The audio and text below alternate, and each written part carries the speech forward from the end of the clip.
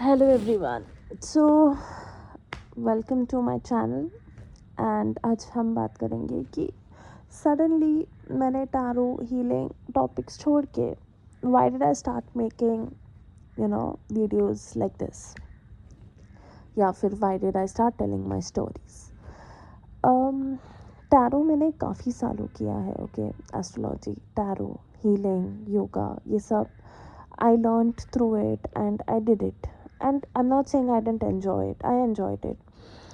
But मैंने tarot सीखा क्यों था, इसके पीछे बहुत डीप रीजंस है. मैंने बचपन से एक चीज़ देखी थी. मेरी फैमिली डायनामिक्स में कुछ भी होता था तो चलो पंडित जी के पास जाते हैं, चलो ये करते हैं, चलो वो करते हैं. एंड मेरे मॉम और दादाजी भी काफ़ी अच्छा हाथ देख लेते थे, तो दे वुड प्रेडिक्ट थिंग्स. वो होता था. एंड पंडित जी कुछ बोलते थे. मेरे केस में तो कभी नहीं होता था, बट बाकियों के केस में होता था.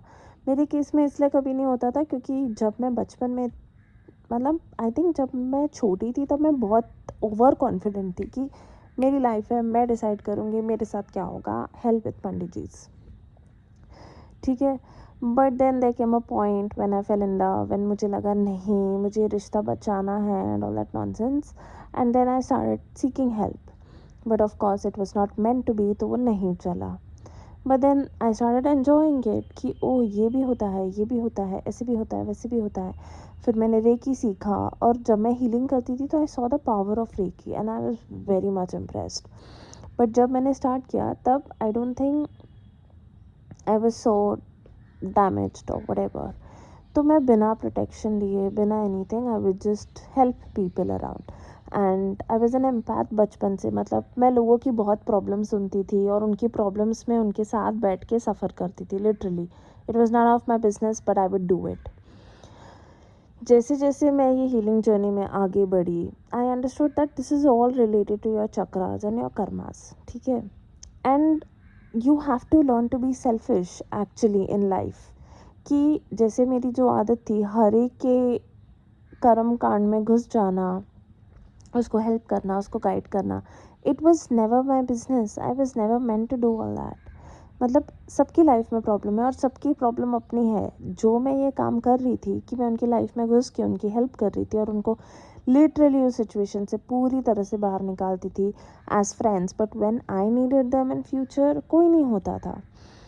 तो मैं सोचती थी ठीक है वही, तो वो कोई क्यों नहीं होता था एंड में, बिकॉज उनका जो सैड वर्जन था, अपसेट वर्जन था, वो मुझसे कनेक्ट कर पाता था बिकॉज उनको प्यार मिलता था.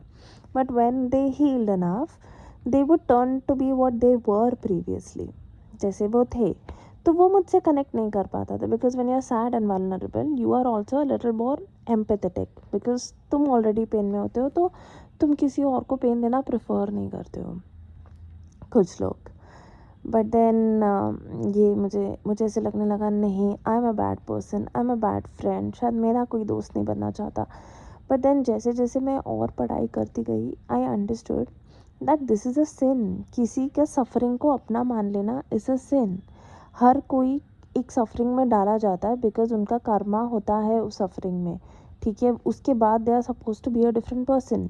And if they are not, and if I am suffering with them or I am choosing to suffer with them, I am somewhere taking their karma, which is not right. I'm not supposed to do that. But मैं कर रही थी. Then I started doing it. मतलब मैं पैसे लेके reading देती थी. तो ऐसा कई बार होता था कि जस्ट मैं रीडिंग देती थी और बाद में मैं उनको समझाने के लिए for hours and hours and I would not charge them. So people started taking me for granted. ठीक है. और मेरे साथ अगर आप सेशंस लेते थे तो it was never just about the reading. I would explain you कि यार ये मत करो, वो मत करो, ऐसे मत करो, and this is not right. And then when people would come back again and they would still be doing the same thing and we like pointless है भाई. But with time I met people जिन्होंने मुझे समझाया कि you attract people at your frequency and then if they are not at your frequency तो तुम उसको trigger करने लगते हो. मतलब they don't like you, you don't like them. So I knew for a fact that now I'm tired doing the समाज सेवा. I want to do something for myself क्योंकि मेरी भी तो ज़िंदगी है ना. So मैंने ऐसे बैठ के सोचा कि ठीक है ब्रो, अब मैं ये लाइफ अपने लिए डेडिकेट करती हूँ कि मुझे अपना बेटर वर्जन बनना है. So the very first thing is I stopped talking to people who were going through a lot. Not out of hate, like not my friends, but my clients I will like this is not my part to take. मैंने सबको बोल दिया I will not be taking any readings. ऐसा नहीं कि मैंने abruptly stop किया, धीरे धीरे स्टॉप किया, बट इवेंचुअली कर दिया. मुझे इंट्यूशंस भी आते थे दूसरों को लेके, तो फिर मैंने अपने आप से, अपने सोल से बातें करना स्टार्ट किया कि bro we don't need to follow into their business. ठीक है. और फिर मैंने मतलब ये स्ट्रिक्ट डिसीजन अपने लिए बना लिया कि मुझे ये सब तो नहीं चाहिए. बिकॉज आप प्रेमानंद महाराज जी को देखिए, आप सदगुरु को देखिए, they know everything what will happen with you but they never disclose it. तो मुझे ये लेसन मिला कि किसी को बताने की ज़रूरत ही नहीं है कि उनके साथ क्या होने वाला है. Life is meant to be unpredictable. Life is meant to live, not to know कि अरे कल क्या होगा, परसों क्या होगा. हाँ, कभी कभार ठीक है, बट हमेशा जानने की ज़रूरत ही नहीं होती है. करेक्ट. फिर वो क्लाइंट्स में से कुछ मेरे फ्रेंड्स, मतलब मैंने कुछ को अपना बना लिया था कि चलो I will keep them in my life. But when I saw there real faces also कि वो कितने सेल्फिश थे, कि जब तक उनका नीड था they would talk nicely, but may be if I went to a vulnerable place once और twice, I don't know, they just stopped talking thinking कि ओ उनकी लाइफ, उनकी जर्नी मेरी वजह से इफेक्ट हो रही है. But dude, I was the same person you came to when you started your life in your journey.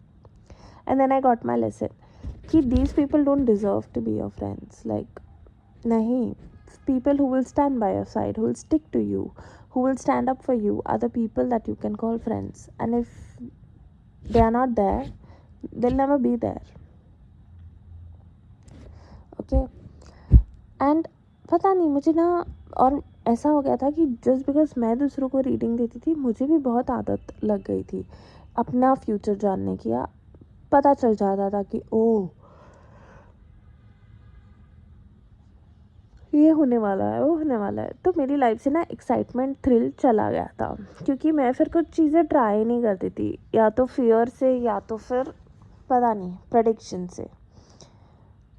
मतलब जैसे हम लोगों का पहले ब्रेकअप होता था या कुछ भी होता था, we would sulk for few months, देन हम लोग मूव ऑन कर लेते थे और लाइफ न्यू से स्टार्ट करते थे, and then we would find somebody else. तो ये चलता रहता था. But when I learned all this, it actually stopped me from living. मैं हर एक को एक एनर्जी पर्सपेक्टिव से देखने लगी, which I don't want to do in my life. कि यार दुनिया में 550 अलग लोग मिलेंगे, हर एक को मैं एनर्जी पर्सपेक्टिव से नहीं देख सकती हूँ. हर एक से मैं नहीं एक्सपेक्ट करती हूँ कि ओ तुम हील हो जाओ फिर मुझसे बात करना, तुम ये करो.